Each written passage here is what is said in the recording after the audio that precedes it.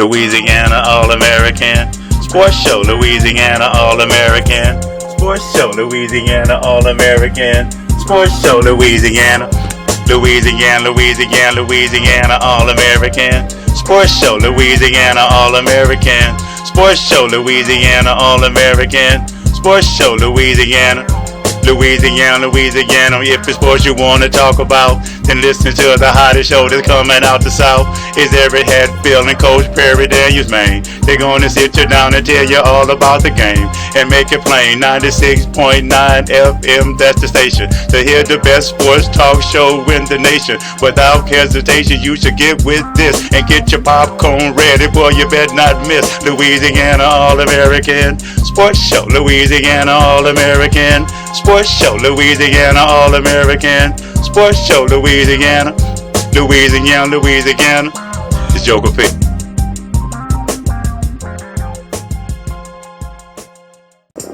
Ooh, I'm just so fresh, so clean. Good morning, Baton Rouge. Today is Saturday, November the 22nd, 2014, and we are live here on 96.9 FM WHYR-LP, Baton Rouge Community Radio, and streaming worldwide at WHYR.org, and you are ready for the 47th edition in 2014 of the Louisiana All American Sports Show. Good morning. I am Eric Hatfield. And this is Gerard Piper, better known as Joker P. And we are ready for a whole lot of sports going on. We are in the LHSSA high school playoffs, and there was a lot going on there. College football is approaching the end of its regular season, and the National Football League is getting ready to ramp up into the home stretch of its regular season, and we're going to bring it all to you here today on Louisiana All American Sports. So let's jump on to where the playoffs, let's jump on to where the playoffs have already started on the high school scene in high school football. Last night, the Louisiana All American Sports.com game of the week brought us out to Youngsville, Louisiana, just on the outskirts of Lafayette, to bring you the second round of the Division IV LHSSA playoffs. That will be the quarterfinal round, as the Southern Lab Kittens traveled out there to face the Ascension Episcopal Blue Gators. This was the scene as the clock struck 0. Arsenault rolls out to his right. The Carpenter trying to put up a Hail Mary, floats it to Ronquillo. It is caught, complete, he's run out of bounds. That's the end of the game, the final score. The Southern Lab Kittens, for the second year in a row, are heading to the Division IV LHSAA state semifinals with a big win on the road in front of this hostile crowd in Youngsville, Louisiana. The final score, the Southern Lab Kittens, 44. The Ascension Episcopal Blue Gators, 19.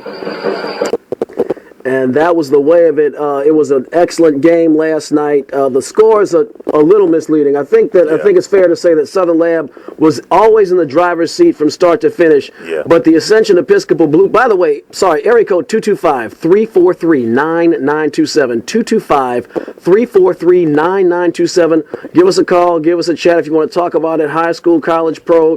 Can be basketball for all we care, as long as it's long as it's current. But anyway, give us a call. But last night, I think it's fair to say that the Southern Lab Kittens were in the driver's seat from start to finish, but Ascension Episcopal really until the fourth quarter, and the Kittens put the car in that fifth gear and blew the doors off. They had a chance. They were within striking distance. Yeah, and the game was pretty, like you said, Southern Lab Kittens was in the driver's seat from the beginning of the game. They actually had a good game plan. The quarterback, Ville, was very patient in the pocket, but it was the penalties. It was the home cooking that they had that kind of slowed them down, so they didn't get started until the second half to be able to kind of put their foot on the gas and be able to put the game out of reach. But that what kind of kept the Blue Gators in it was the home cooking, man. The officials kind of they called back one touchdown. Was every third down they was calling the penalty and giving them first down. So it was touch and go there for a minute, but they were still able, with the talent that they had, was able to pull away at the end. Yeah, I agree with you. Looking, we talked to Coach Nick Mitchell after the game. We will play that interview for you shortly.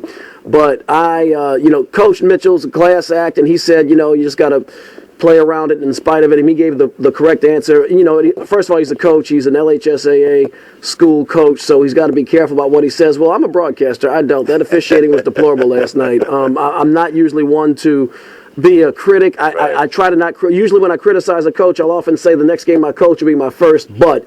And the next game I officiate at the high school level will be my first but I do officiate recreational games, and I think I've been watching football long enough to know when the officiating slanted. They were calling stuff I didn't realize were penalties.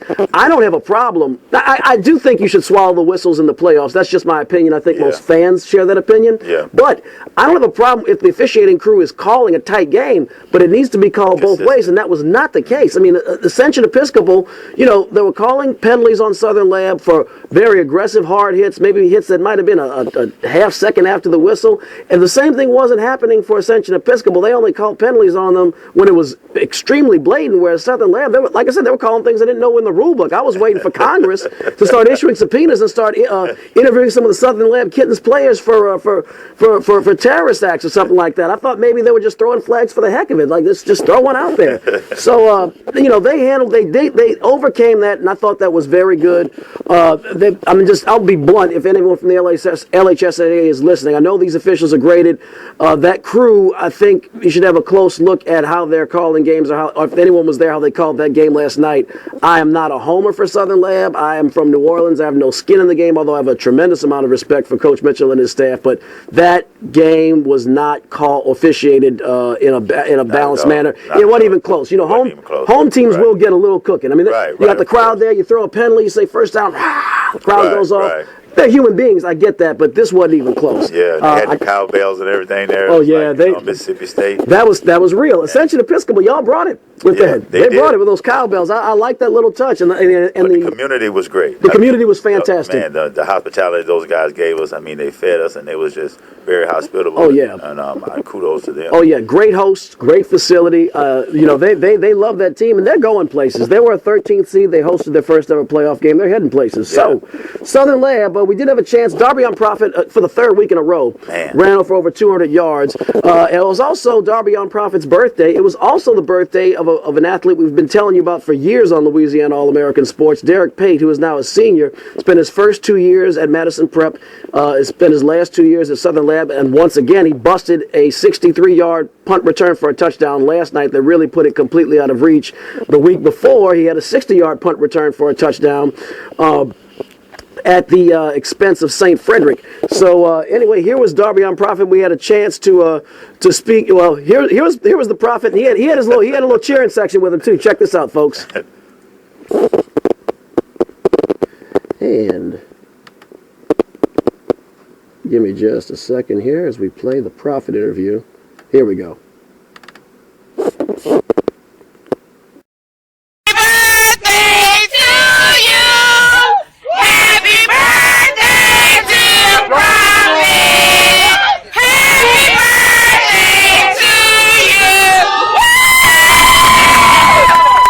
So last week I said we're here with the Money Man, which we are, but we're also here with the Birthday Boy, as I learned that both Darby on Prophet and also Derek Payne had birthdays today. Now, young fella, how old are you now? 18. 18. He's a man now, and he played like a man tonight. We don't have the official statistics, but it had to be well over 200 yards, several trips to the end zone. You guys are advancing to the state semifinals for the second consecutive year. You rubbed out St. Frederick that beat you all in the semifinals next year. Now you get to play your district rival, Madison Prep Chargers, who you all manhandled earlier this year. Tell me what you're thinking. I've done enough talking. Feels great. We're going to do it again. Man, a few words. You've been seeing the holes. It's like watching a truck drive through a pasture. What's been different the last couple? You've been a good athlete all year, but we've watched you and we've seen you play well, but not like this the last 3 weeks. What's different? The offensive line been working harder and longer at practice. They the first one out there and the last one to leave. Last question. What do you think about your mom and them with the serenade? You leave me alone. All right, brother. Well, I'll tell your teammates to be listening because we'll be airing that tomorrow morning on 96.9 FM. A great game tonight, young man. Good job. That was the Money Man, Darby on Prophet. Darby on Prophet. He was the Prophet parting with Lucy in this Southern Lab victory tonight. And we are airing it today, and I'm sure that Mrs. Prophet is a proud mom listening to that. We also, of course, had to talk to the man with the plan, and that was Coach Nick Mitchell of the Southern Lab Kittens. I thought he had some very interesting points there as they get ready to face Madison Prep next week. 7. Here we go. Piper with Louisiana All American Sports Show. I'm here with Coach Mitchell with the Southern Lab Kittens, and you guys played an outstanding game tonight. Your defense had 2 interceptions. Prophet once again was the story was tonight. So how you think you guys did tonight? Well, we started off a little slow. I think we kind of came out and kind of took those guys for granted. And I told them, throughout the weekend before the game, those guys played a football game last week, and that means they're a good football team. They were able to beat another team in the playoffs, so we have to be prepared to give our best. And early in the game, we didn't do that, and they were able to take advantage of some of our mishaps. And I'm just happy that we got a chance to kind of regroup in the second half and come out with a victory. I thought that you guys played a very poised game because it seemed like maybe the home cooking or some of the penalties, it didn't frustrate you guys. You guys were still able to stick to the game plan and maintain the strategy of what you was trying to do tonight. Now, what you say about those guys, the poise and the growth that these guys have had? Well, I told them at halftime, I said, we played everybody from 1A to 5A. We played in every single environment. This was no different. So this environment was one that we've been in before. We've been in this environment 3 times this year, and we were able to come out on the good end on some of them, on the bad end on some of them, but we were able to learn from them, and that's the thing that I think we're able to put into this game tonight, the experience. Yeah, so you're ready to get back home now, I guess, and get ready for next week. Does you have a preference of which team it is, or are you going to just pretty much prepare the way you normally do? Even if we did have a preference, we couldn't do anything about it. You know what I'm saying? So whoever we play, we know they're going to get their very best football. If it's Madison Prep, then you know how that's going to go. If it's Vermilion Catholic, right, then it's the defending state champion. So we've got to just prepare and be ready for whoever we play. Well, good luck to you, Coach Mitchell, on an outstanding game, and thanks for Thank you. All right. So that was Coach Nick Mitchell. And we've said this. If you're a regular listener to the show, we've said his formula has been early in the year to condition his team by playing out, higher tiered opponents, and then when they get into single A play and district play, they are really, really tough, and they will face the Madison Prep Academy Chargers next week at Doug Williams Stadium, and you can see that game live on Louisiana All American Sports.com at 7 p.m. on Friday. Again, Louisiana All American Sports.com, 7 p.m. The Southern Lab Kittens will host the Madison Prep Chargers in the state semifinals for Division IV at Doug Williams Stadium. So, the Kittens, great effort. There was some other action that went on in the Baton Rouge area. Another Baton Rouge area team is having a renaissance, really.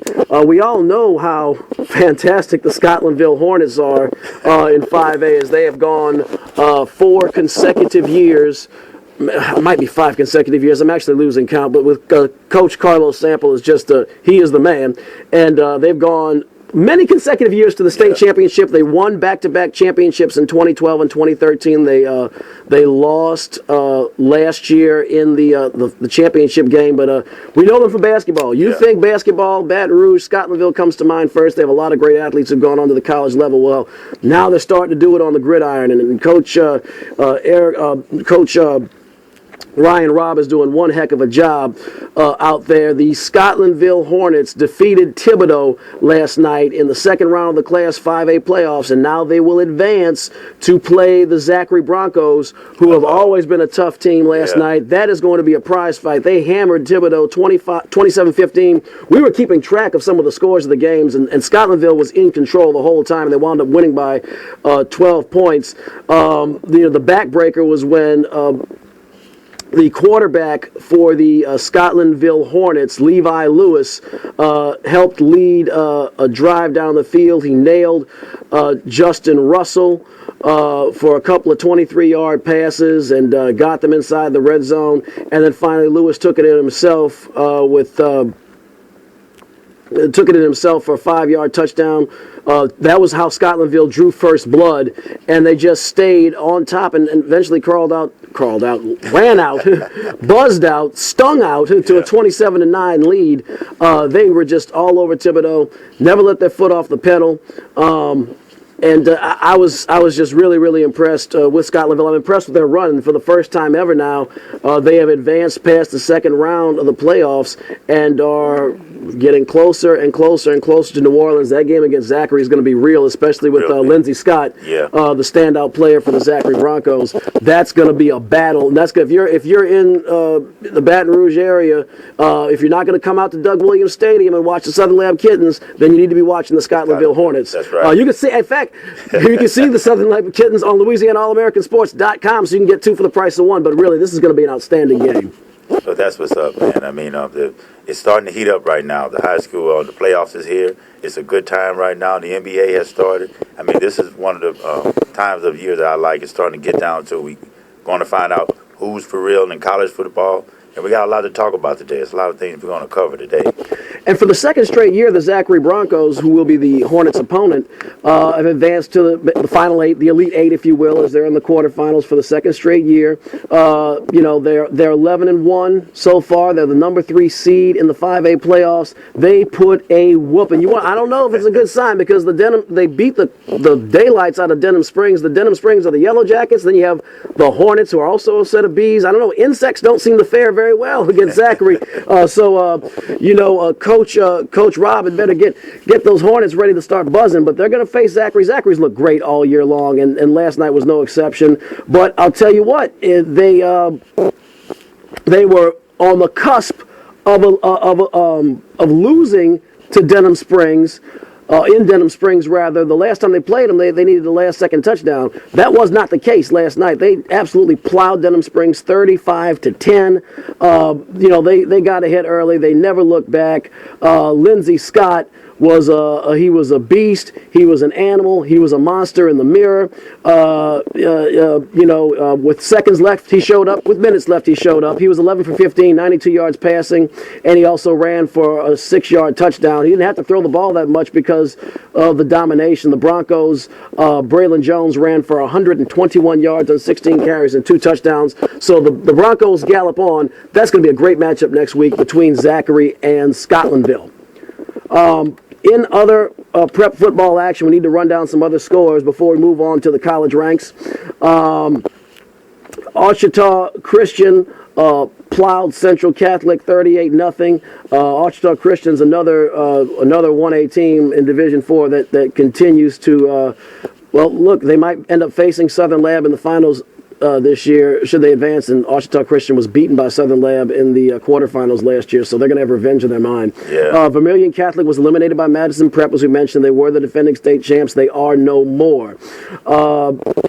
Newman destroyed Opelousas Catholic 27-10. As we scroll down trying to get you some more Baton Rouge area scores, East Feliciana advanced in 2A action as they defeated Oakdale 50-19.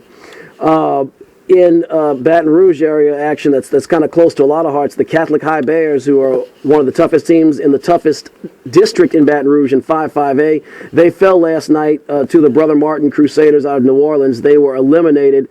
Looking for the score, but I will tell you it was a very hefty final score as they... here is Brother Martin. Actually, okay, now this is interesting. Brother Martin, last night we were watching. Right. Brother Martin was up by multiple possessions. Catholic must have come back because the final score was 25-23. They must have made it interesting last night. I don't have the story on that. 225-343-9927. 225-343-9927 if you'd like to get in on the conversation. John Curtis rolled on as they're heading to, 20 consecutive state titles. I've lost count. But they defeated Evangel Christian 13-7. U-High, the Cubs, advanced on as they defeated St. Louis out of Lake Charles, Louisiana, blew them to smithereens here in Baton Rouge, 61-21.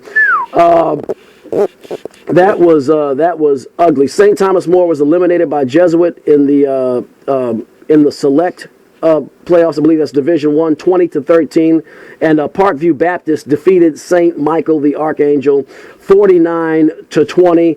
And last but not least, our friends in Livingston Parish, Calvary Baptist put Dunham away 59-21. In the 1A playoffs, Kentwood Kangaroos. Yeah. 46, Oberlin 16. So the Kentwood Kangaroos, of course, a District 6 1A team. They are a public school. They are a non-select school. They face Southern Lab. Southern Lab just got into the ring and outpunched them for the District 6 1A championship. But in the District 1A playoffs for public schools, the Kangaroos are hopping on. Yeah. But good for them. It should be good. So that will wrap up the high school football action. Don't forget to tune in or log in next week on for Louisiana All American Sports.com for the game of the week. Southern Lab Kittens hosting the Madison Prep Chargers in the state semifinals at Doug Williams Stadium. So we have some other action going on. There's some action going on in the college football ranks. Not a lot of big activity. Only one game out in the West Coast. USC and UCLA are playing. Other than that, the games are pretty much snoozers. I personally am not too big on talking Pac-12 unless there's a bowl game or something like that in mind or a national ranking. So I'm not going to dwell on that too much. I think UCLA will win, and I'll leave it at that. But we have some action coming up later this week as the holidays are upon us at Thanksgiving. Be remiss if we did not talk about some big action coming up on Thursday.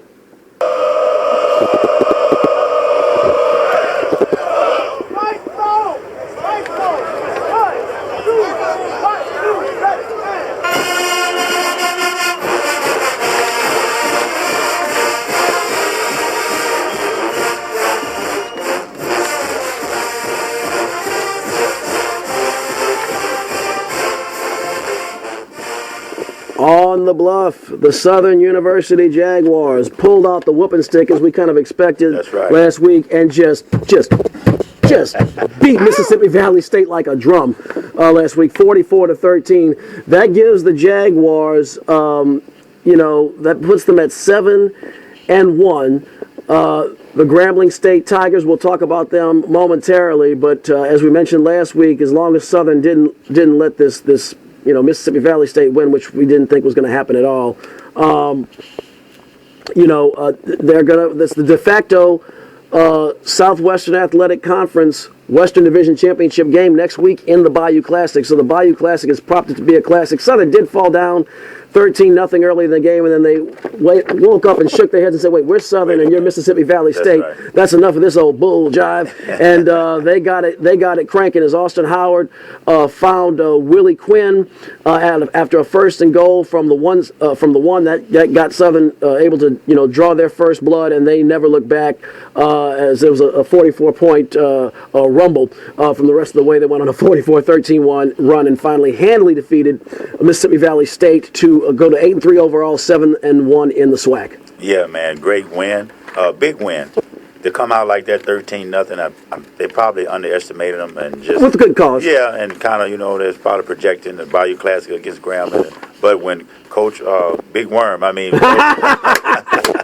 Coach Odoms, kudos to this guy though. I want to also say that I'm not going to blame myself, but I have to give Southern University, man, all the props, man, because they haven't been getting a lot of press here in the local area, because we mostly talk about LSU and we mostly talk about the Saints, and these are two teams that are underachieving and are not doing what they're supposed to do. And here it is, Southern is first place in the SWAC, and they're going to play Grambling. It's real big, and I want to give shouts out to the SU fans out there and to the SU program. They did a fabulous job this year, and I'm very, very impressed. And I think that we should give them more coverage because they're the ones that's really representing Baton Rouge to the fullest right now. And I'll tell you what, I know there's a Jaguar, I don't know if there's even on the radio anymore. I think they moved off of 104.5. I don't even know if Jaguar Journal's anywhere in the air, but we have discussed Southern every week this year.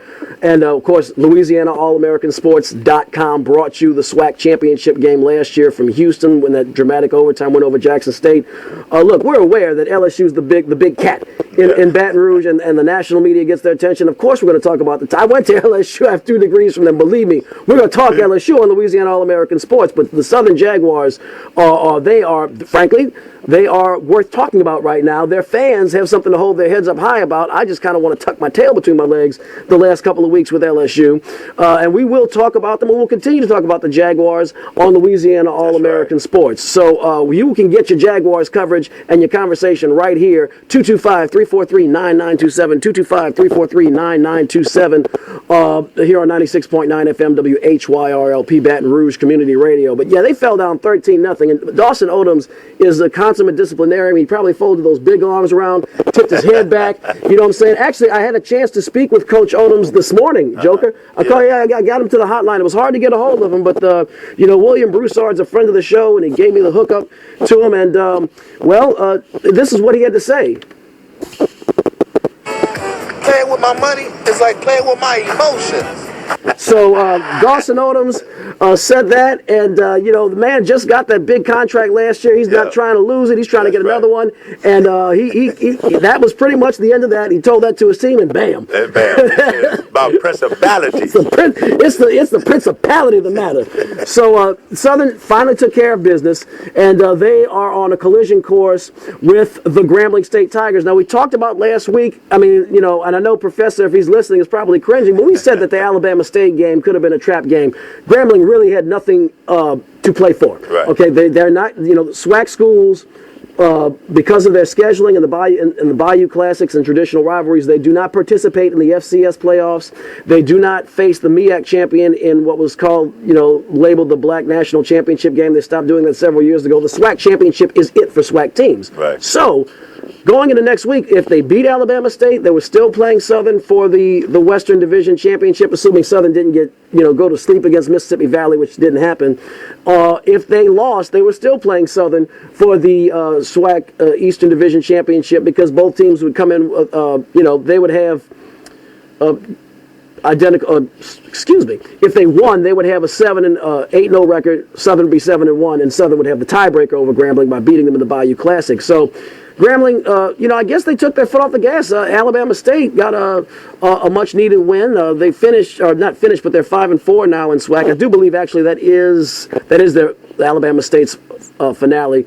They snapped a 7-game winning streak for Grambling, which is incredible because Grambling couldn't buy a win last year. But a change of coaching makes a big difference. But I think Grambling, they were looking ahead to the Bayou Classic. These are young people,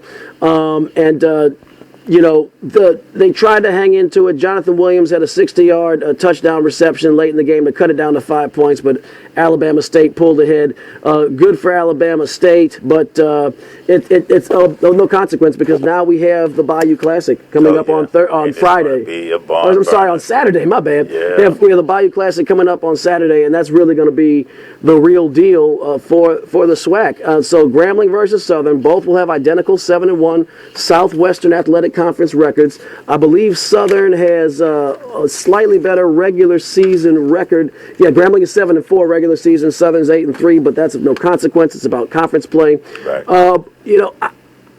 I don't know what to expect here. I'm just going to say that Southern, they are the reigning SWAC champion. I think they've been winning longer, going back to last year, and they've known how to win longer. And Dawson Odoms has more experience rolling out his plan for success to his team. And not to mention they don't have to travel as far, although I don't think that's going to be that big of a deal. But you're always going to have a little bit more of a Southern contingency in the Superdome than Grambling just because of the proximity. It's closer. For that reason, and I know Professor Johnson's hearing this, you can always call us, Professor, 225-343-9927, 225-343-9927. But we'll be able to talk next Saturday morning. But for right now, today, this Saturday, November 22nd, 2014, here on Louisiana All American Sports, I'm picking the Southern Jaguars to win the Bayou Classic in the Superdome and win the Southwestern Athletic Conference Western Division Championship and hitch the chuck wagon out to Houston to face that offensive juggernaut in the Alcorn State. And I second that emotion.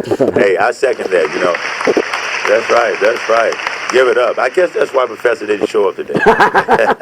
Professor Johnson's a very, very busy man. He's a man man's got a barbershop. He teaches. He's a PhD student. He's a busy man. He's a businessman. He's a businessman, like Eddie Murphy was saying, Beverly Hills Cop. But I got the feeling, there was a little, the silence is deafening here in the studio today.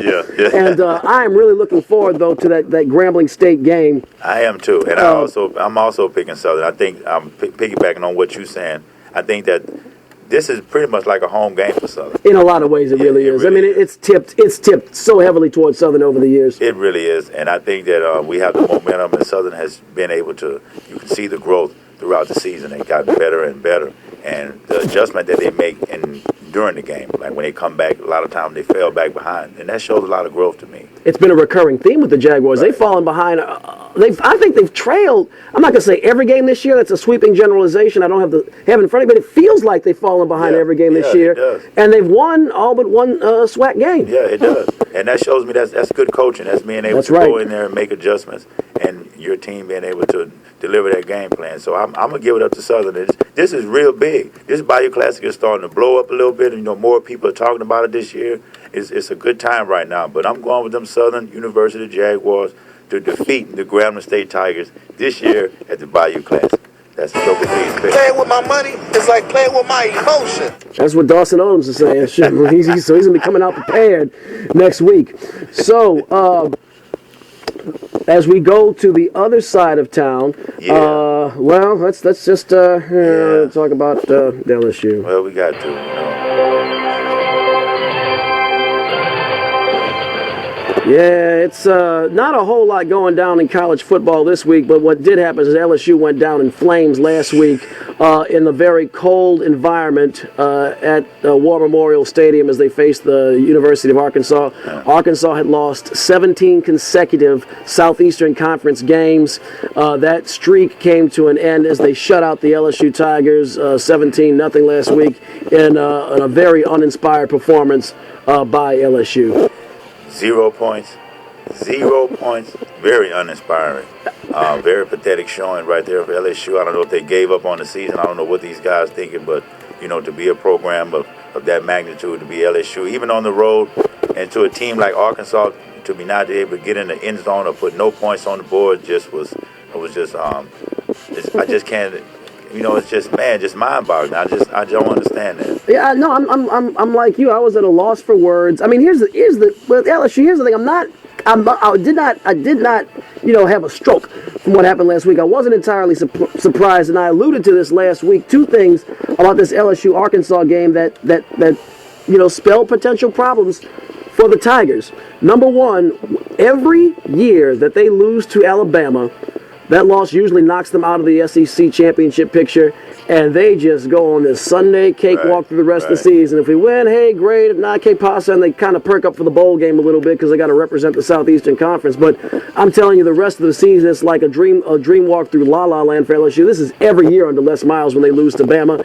This year was no exception, so I wasn't surprised by that. Also, I mentioned last week, no matter how good LSU is or how bad Arkansas is always given LSU heartburn every year. They just throw the records out of the window for that game. They want that golden boot, I suppose. Yeah. And the other thing is that Arkansas, while they lost a lot of games this year, they lost a lot of close games against good teams. They were due any week for a Southeastern Conference victory, and this was the perfect storm for when there were pundits locally. I'll just go out and say it. I don't know if he's listening, but Matt Moscona over at ESPN Radio expected Arkansas to win, and he was right. That's exactly what happened, and it was never even, you never really saw LSU with a pulse. So, that left a bad taste in my mouth, Joker. That was just so disappointing to see these guys just give up on themselves and not play hard. I wasn't surprised that they lost, but it was just the way that they lost. And so that's the big thing to me. No, I'm in agreement with you. So we have LSU. They're going to be going out to College Station, about an hour west of Houston, to face the Texas A&M Aggies. Texas A&M Aggies are another enigmatic team. Now, LSU has owned Texas A&M ever since they joined the Southeastern Conference. Johnny Manziel, the only code he couldn't crack, really, was against LSU. LSU frustrated him and flung him all over the field. I remember last year when they came into Tiger Stadium and LSU was playing kind of, and Manziel was on fire. And I actually picked Texas A&M to win that game on this show, and Perry almost fell out of his chair, and they blew Texas A&M away. So LSU seems to have the Aggies' number, and I still think they're a better football team. A&M's defense is, by SEC standards, kind of deplorable. I mean, they coughed up, 48 to Mississippi State, 35 to Ole Miss, 59-0 blank by Alabama. They kudos for punching it out with Auburn as they held on, to win 41-38, but they gave up a lot of points there. I have been impressed with when Kyle Allen's come off in replace of Kenny Hill. I'm not sure what the quarterbacking situation is going to be. I can only imagine that Coach Sumlin might go with the hot hand with Kyle Allen, but Texas A&M, you just never know if they're coming or going. A very above-average Missouri team, curb stomped them last week. The score was 34-27, but Missouri, I don't think was ever breaking a sweat in that game. It's hard for me to get comfortable, putting up the pom-poms for LSU because they played such uninspired football, but I cannot pick them to lose to Texas A&M, even though they're going to Kyle Field on Thanksgiving night. If LSU loses this game, and it's not with like some bad tips or some bad calls, like if they get beaten convincingly, then Les Miles really needs to look in the mirror. I think they're going to win this game, Joker. I know they haven't given us much to hang our hats on, but I just don't think LSU's going to lose. I think they're too physical for the Aggies. Well, I see you got the sentimental value going, with LSU, and I want to believe in them too. But after last week's game, I just don't know. Going on the road right now to go face Kevin Sumlin's team, and they've been kind of disappointed. They started out good with the freshman quarterback that came out, man. South Carolina. Yeah. Broke Johnny Manziel's record. Yeah, broke Johnny Manziel's record, threw for like 500-something yards and 4 or 5 touchdowns that game, and came out, and it was talking about him about the Heisman in the first 2 games. Kenny Trill. Yeah, Kenny Trill and all of this and that there, but, they kind of fell off too. So both of these teams are in limbo right now, but if LSU loses this game, it shows a lot about Les Miles not being able to get his team back motivated to play again. They should. I'm picking LSU too. They should come back in this game motivated, come back on the road. They can run the ball. Texas A&M doesn't have that run defense, so this is a game that is tailor-made for them. And I think you said something there. I mean, Les, they know they played poorly at Arkansas, and they know they should beat Texas A&M. I mean, this is a team with, I'm not going to say, well, by SEC standards, they have no running attack at all. They don't even have a 500-yard rusher on that team. And they're a pass-happy team. Their best games have come when they passed. LSU's had some holes in their secondary, but that pass rush is ferocious. The linebackers are quick. And Jalen Collins and I can't spell out the number 16, the punt return. I can't spit his name out always. Tre'Davious White. They have lifted that secondary up. Again, if LSU loses, they're going to have some real soul searching to do. The players know that. These are proud guys. They know the nation's watching. Their families are watching on Thanksgiving. I think LSU is going to win the game, but I do say that with some trepidation because, like I said, look, if they lose this game, if LSU loses this game, it is possible. Well, they'll go to a bowl game. They'll go to, the Joe Black tax return bowl game or the Auto Yes used car bowl game. I mean, they'll go. They have 6 or more wins. They have 7 wins in the year. They'll go to a bowl game. But but who, whoop-de-doo. But the other thing is, it's possible they can finish last in the SEC West if they lose to Texas A&M. They'd have 5 losses. Arkansas would still have to run their table. But they know they have pride. I expect them to win. They know how good. They know they're better than that. They should. They're better than that. Not a whole lot more to say on the college ranks. There's going to be a lot of action next week. You're going to have Bayou Classic, the Iron Bowl, the Egg Bowl. Yeah. You're going to have LSU A&M on Thanksgiving night. There's going to be a lot of action. But this week, it's a real clunker. Like I said, the only game between 2 ranked teams that I saw was USC, UCLA. I'm picking UCLA. That's all I'll say on that one. Well, do you agree with the 4 rankings that they have now? Do you think Alabama should be number 1? And how do you feel about that? I'm happy you said that, Joker. We had talked about that last night. I almost forgot. And by the way, 225-343-9927, 225-343-9927. You can talk about this with us.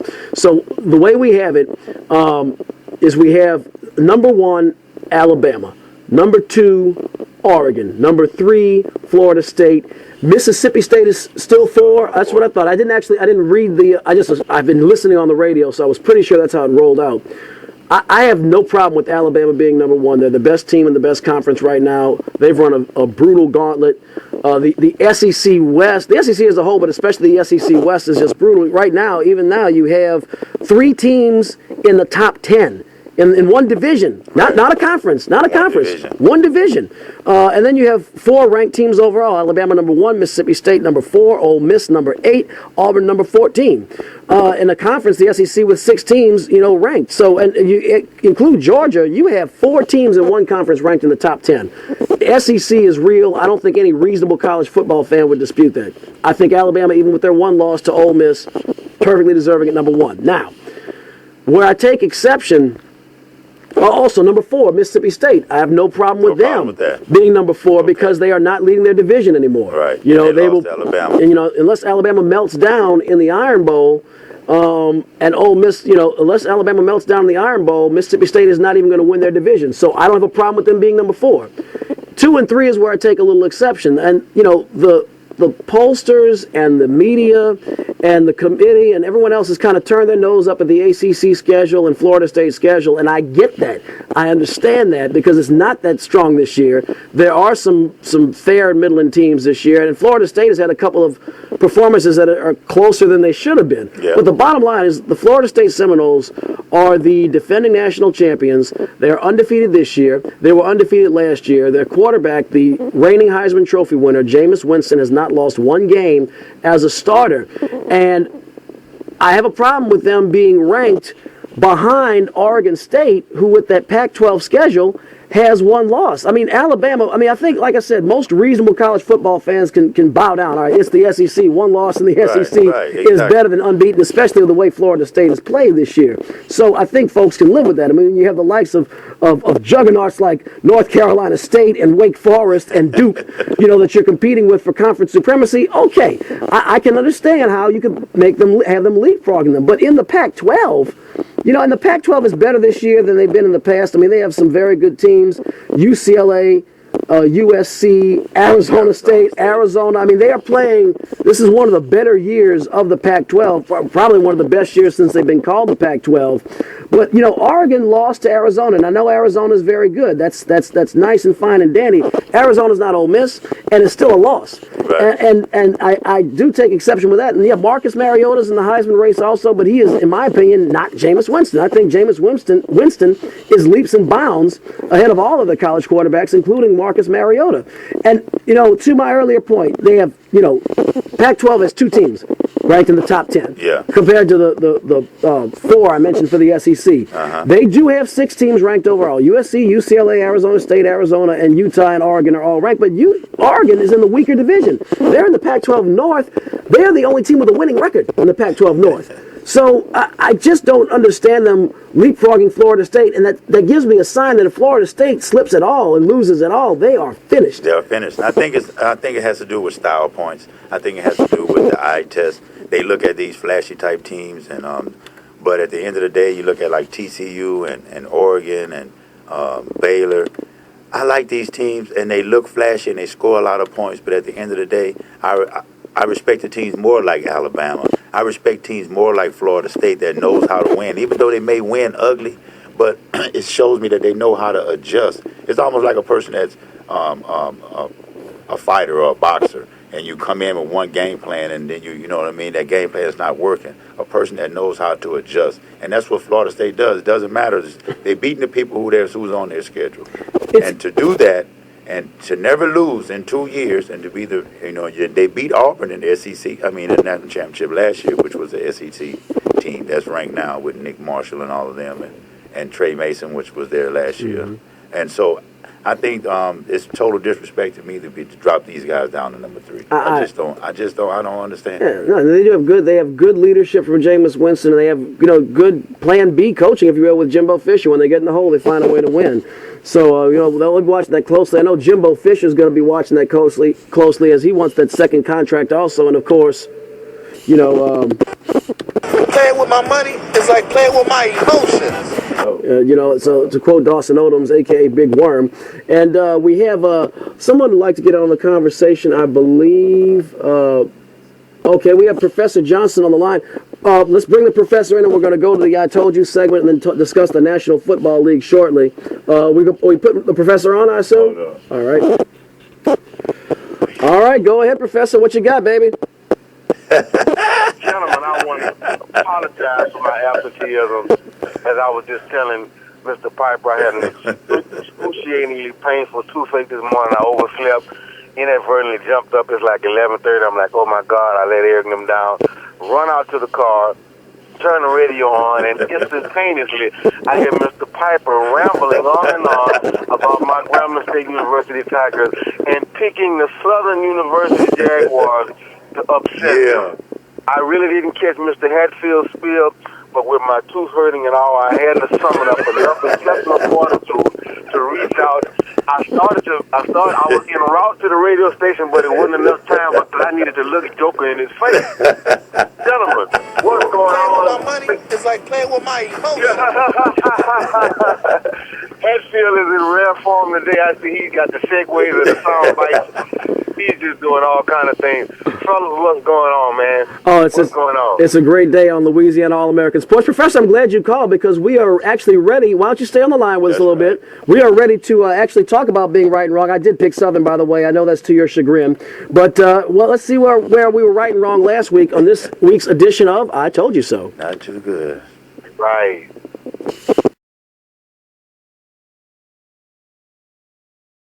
I told you. What did I tell you? Didn't I tell you? 'Cause I told you. And when did I tell you? A long time ago. And what did I say will happen when I told you? Exactly what just happened. Southern University should continue their winning ways today. Dawson Odom is doing an excellent job. I want Southern to win. I'm rooting for Southern because I want the build-up. I want it to come to a head. To get ready for Grambling. And we're going to hold up our end of the bargain. We're going to win this game today, the Jaguars. And now it's going to be up to you guys, Mr. T and the Grambling State Tigers, to be able to hold up your end of the bargain. Everybody thinks this game is going to be close between Arkansas. I actually believe that LSU is going to win by a touchdown, more than a touchdown, even though the spread has it at 1 point. But if I were a betting man, I'd take LSU in the point. I do think LSU is going to win the game. I do think we're looking at, I think, kind of like you, we're looking at somewhere in about a 7-point buffer zone. Right. Professor? I'm going to pick LSU by 10. I'm going to say 24-14. 24-14, Professor. We got to make sure we save this audio. We got Professor Terrell Johnson, who has put bird dew on LSU's windshield much of the season, picking the LSU Tigers by 10. In inclement weather, and I am emphatic about that. He's okay. You okay? Indeed, I am. Okay, you feeling pretty good? Man, I really like Mississippi State. Chances of going down here and remaining number one. The odds makers in Vegas are giving Mississippi State a +7. I like the +7. I like Mississippi State in the +7. But just on a level playing field, the edge has to go to Alabama being at home. So that's where I am with it. I'm in agreement with you. I'm sorry to steal your thunder, but when you said that, it made my ears perk up. +7, that's a sucker bet. It is not good. Alabama's just not that much of a volume scoring team. Both teams have slobber knocking defenses. Right. No, I'm with you. I'll just throw my pick out now. I agree with everything the professor said. Take Mississippi State in the points if you're a bettor, but I do think Alabama will win. I kind of agree with both of y'all, actually. Everything that Professor Johnson talked about was my point. I'm actually pulling for Mississippi State. I think that this is the Heisman game for Dak Prescott. This is the game. Is Mississippi State really about that, or are they really for real? The answer is yes. Yes.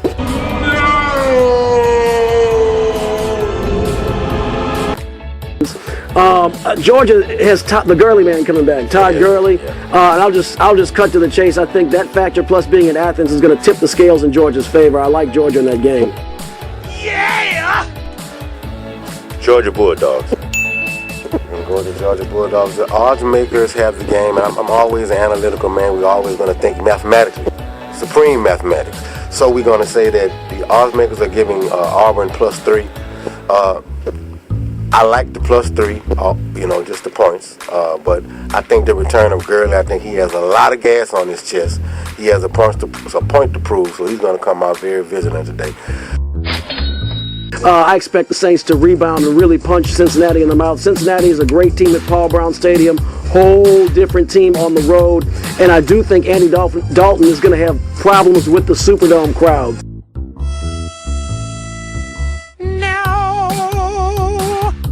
So I expect them to come down there in the Superdome and put up over 30 points and beat the Cincinnati Bengals. You were wrong. You were wrong. Nah, nah, nah, nah, nah, nah. Do have a big hole in that defense, but quickly I'm gonna take Cincinnati. Cincinnati in the points or Cincinnati straight? Cincinnati straight and the points, both ways. I guess I'm kind of going against the hard numbers on paper. I just think Green Bay is going to be too tough at home, and I think Philadelphia is going to have some problems containing Aaron Rodgers at Green Bay. It's basically I'm going with the home field. I got to kind of piggyback off the professor today. I think that Green Bay, I got to give it to them. They're looking really good. Professor, well, I'm assuming you're Green Bay. I kind of figured as such.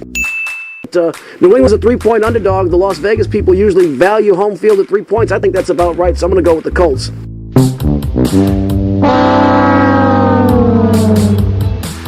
New England Patriots, Tom Brady, Tom Terrific. Tom Terrific.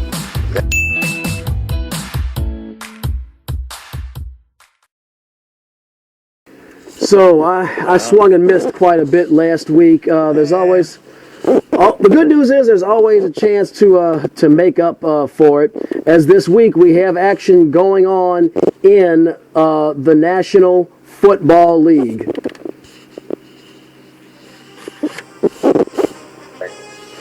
Professor, you still there?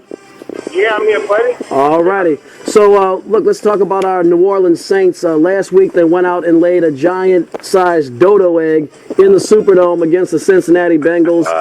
They were never in that game. They just kind of sleepwalked through it. They were second half. A.J. Green and Andy Dalton looked like they were playing pitch and catch in the backyard. That cannot continue as the Saints host the Baltimore Ravens on Monday Night Football. They cannot come away snake eyes on this 3-game homestand. In the Superdome, you would think is their sanctuary where they're bulletproof. In the last couple of weeks, they've looked inept and incompetent. The Saints, have no problem running the ball, have no problem passing the ball, but their secondary has got leaks at the worst possible times.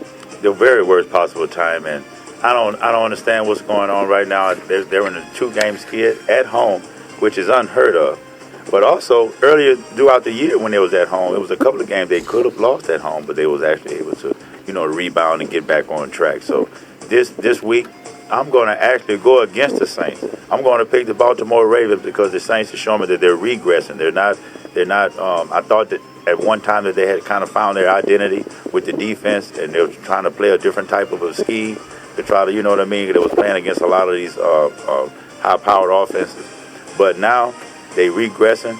The Saints, Ryan, defenses, and the secondaries look like it's just got worse. So I'm going to Baltimore Ravens. Flacco, Steve Smith, I'm going with them boys right there this year. So Baltimore Ravens. Professor? Eureka, I think he's got it. I agree with Joko 100%. I think that Baltimore goes in here and strong-arm manhandles New Orleans again.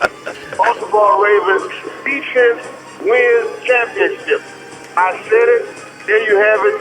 Defense wins championship. The Saints lose 2 in a row. Defense does win championships. The problem is Baltimore has had some trouble. They're giving up 250 yards in the air. They do have a very tough front seven, so I think Mark Ingram's going to have some problems getting his game off.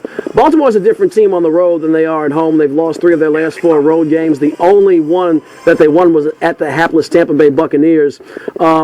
I just, much like a couple of y'all said with the 49ers game, that you could not possibly imagine the 49ers losing 3 games in a row. Before that game, the Saints had not lost, before that 49ers game, the Saints had not lost at home under Sean Payton since 2010. Right. There is no way I am picking the Saints to lose 3 consecutive games at home. They've won 12 straight in primetime at home. And they beat Green Bay in primetime at home. No way I am picking the Ravens to win this game when they stomp the Packers at home in primetime. So maybe I could be wrong, but the logic and the trends just don't suit it. If they lose this game, they're in a lot of trouble.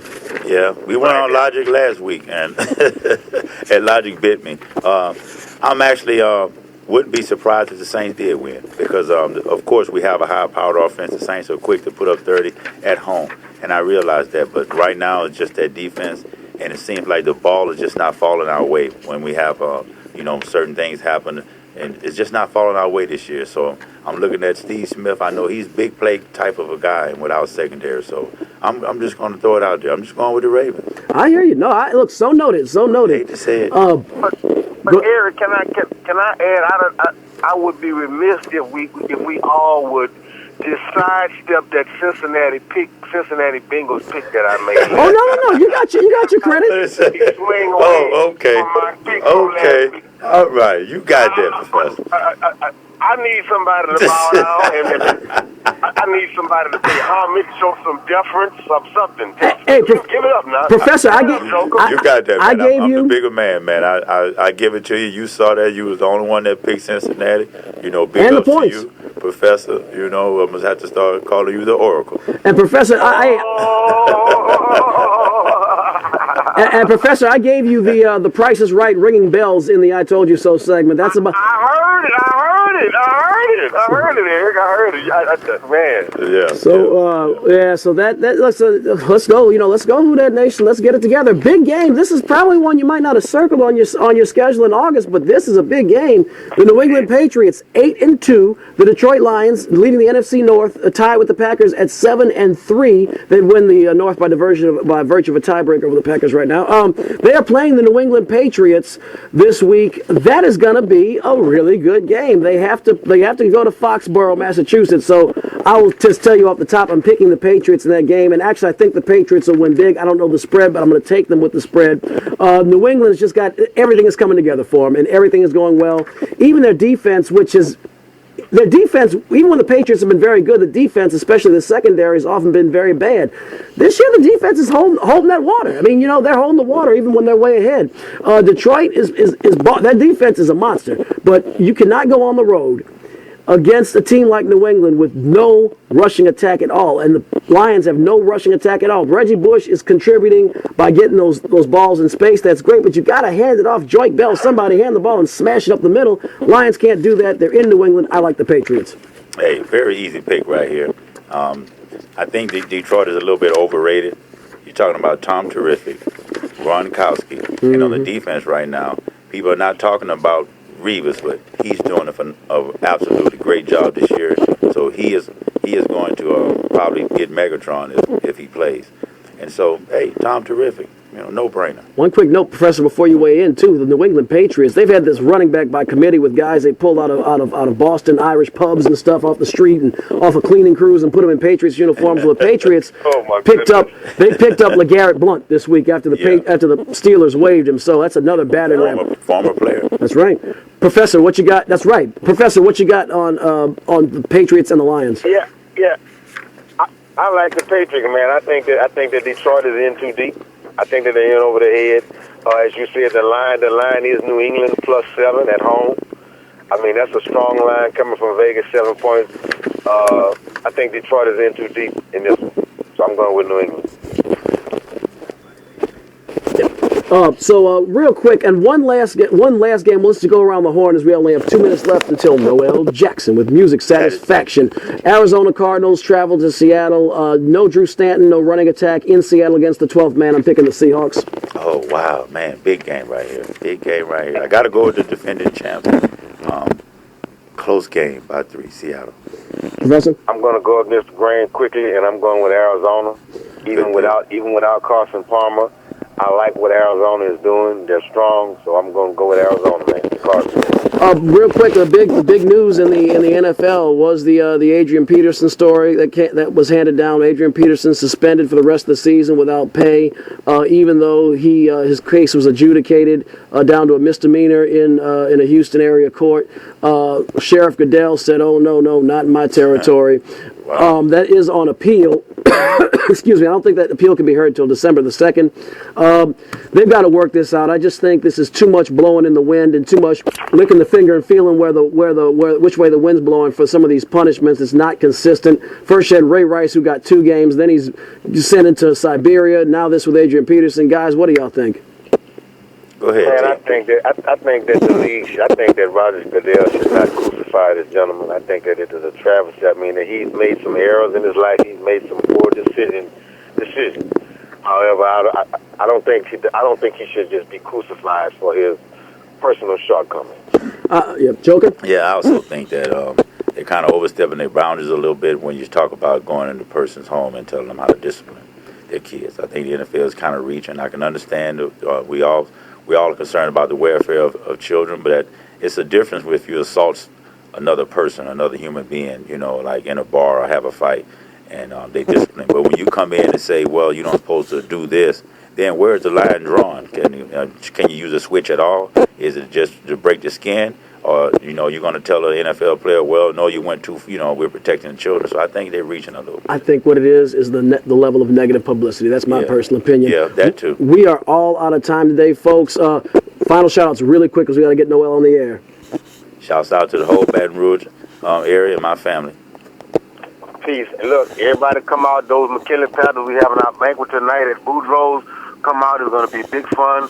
Much love to the Big Blue family, MCK. And as we say every week on Louisiana All American Sports, Playing with my money is like playing with my emotion. have a good afternoon. Yeah, boy. Hail to the king and lots of love. May he protect us from the evil. Hail to the king, lots of love. May he protect us from evil.